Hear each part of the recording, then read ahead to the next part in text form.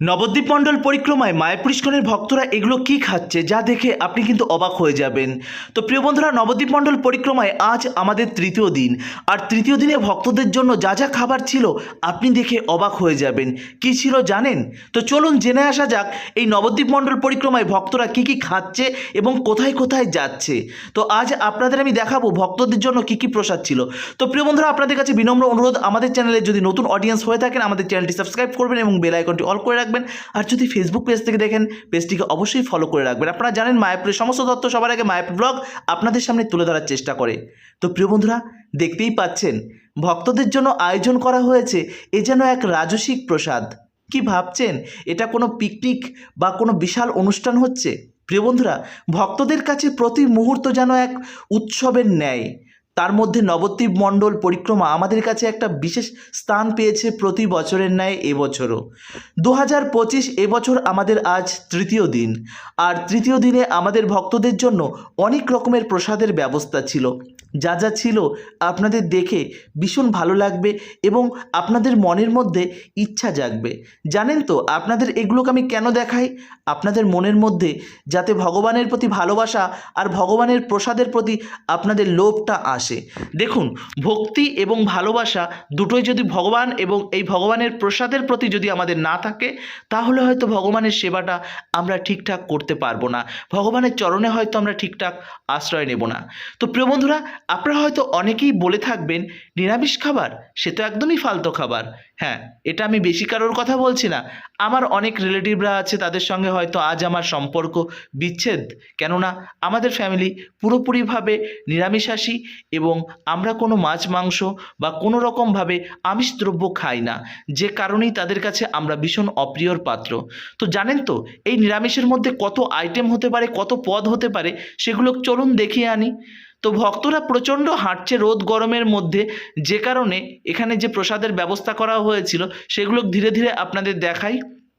প্রিয় বন্ধুরা, এখানে যারা আছে ম্যাক্সিমামই বাঙালি, আর বাঙালি থাকার কারণে এখানে প্রসাদের আইটেমগুলোকেও কিন্তু মেনুতে যা যা ছিল প্রত্যেকটাই কিন্তু বাঙালিয়ানার ছোঁয়া ছিল।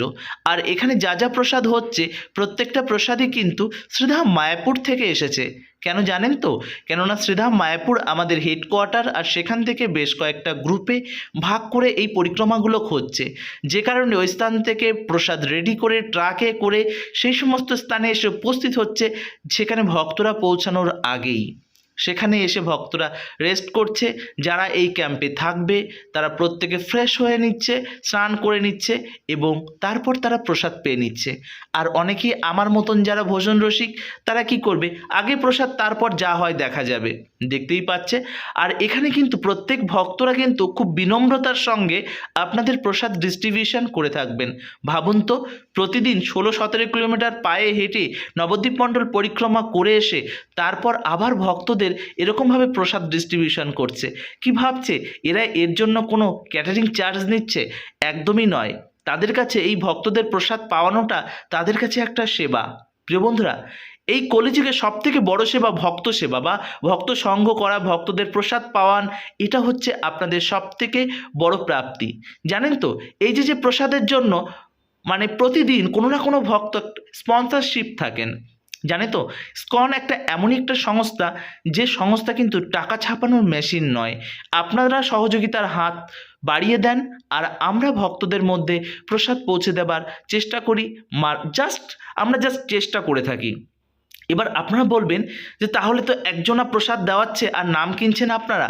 না, নাম কেনার মতন কোনো কথা নেই। এই ধরনের মন্তব্য যারা করে থাকেন তারা হয়তো চারানা পয়সা হয়তো কোনো মঠ মন্দিরে আজ পর্যন্ত দান করেননি, যে কারণে এই কথাগুলো বলে থাকেন। জানেন তো এই প্রসাদের এক এক বেলায় 1.5 লাখ 2 লাখ টাকা করে স্পন্সরশিপ করে থাকেন দেশ বিদেশ থেকে আসা বহুত ভক্তরা। আর আজ আমরা সনাতনীরা সেগুলোকে নিয়ে নিন্দা করে থাকি, ইস্কনের নামে বদনাম করে থাকি। আসলে কি জানেন তো, যারা বদনাম করবে তারা বদনাম করার জন্যই তো থাক। আজ না হয় ওসব নাই বা বললাম, আজ তো আপনাদের দেখাচ্ছি আমি প্রসাদ ডিস্ট্রিবিউশন। প্রিয় বন্ধুরা, প্রসাদের মেনুতে ছিল কি কি জানেন তো? প্রসাদের মেনুতে ছিল অন্ন ছিল, তারপর ছিল বেগুনি ছিল এবং ছিল ফুলকপির রসা, পনিরের আইটেম ছিল, এছাড়া ছিল একটি মিক্স সবজি, দই ছিল, মিষ্টি ছিল। আর কি চাই বলুন? এত সুন্দর সুন্দর আইটেম, নিরামিষ পদ, সম্পূর্ণ নিরামিষ। এঁচড় সবজিও তো ছিল। এরকম অনেক কিছুই কিন্তু আমাদের এই প্রসাদের ব্যবস্থাপনায় ছিল। তো প্রিয় বন্ধুরা, আপনারা ভাবছেন যে এবছর তো মিস করে গেলাম প্রভুজি, আপনি তো আগে থেকে বললেন না এই নবদ্বীপ মণ্ডল পরিক্রমার, তাহলে তো যেতাম।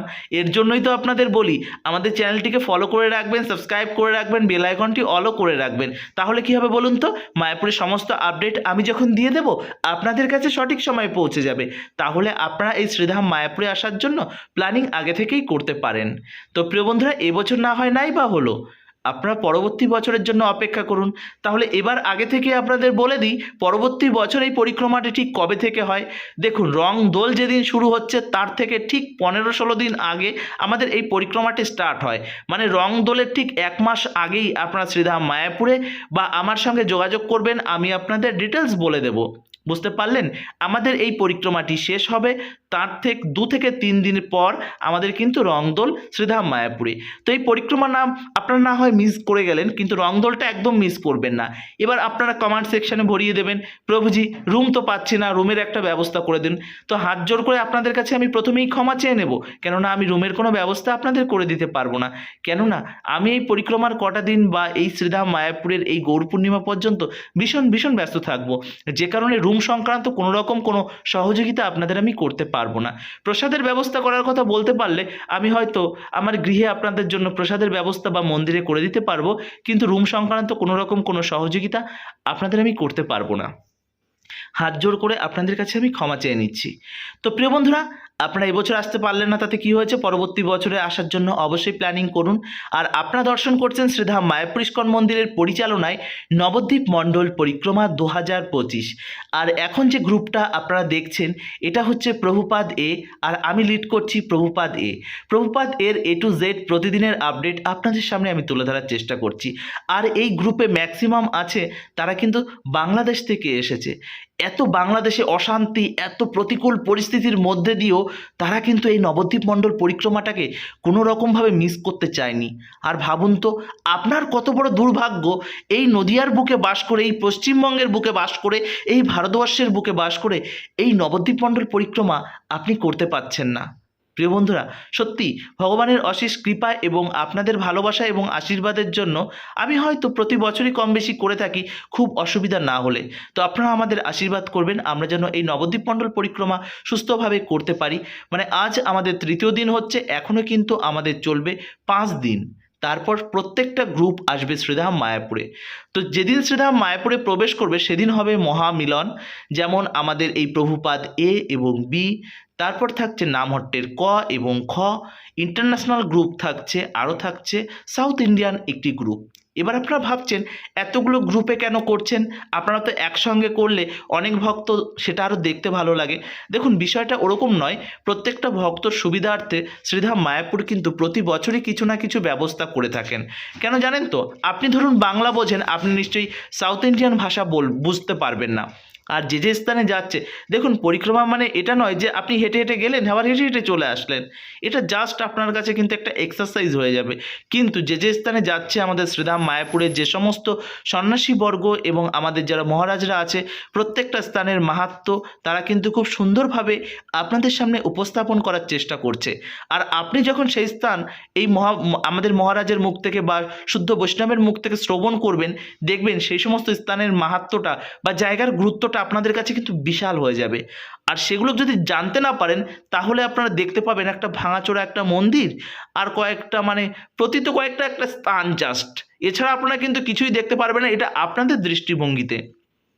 কিন্তু আপনি যখন মহারাজদের মুখ থেকে জায়গাগুলোকে মাহাত্ম্য শ্রবণ করবেন তখন দেখবেন জায়গাগুলোকে প্রতি ভালোবাসা এবং প্রেম আপনাদের মধ্যে মানে চলে আসবে, এটা স্বাভাবিক ব্যাপার, চলেই আসবে।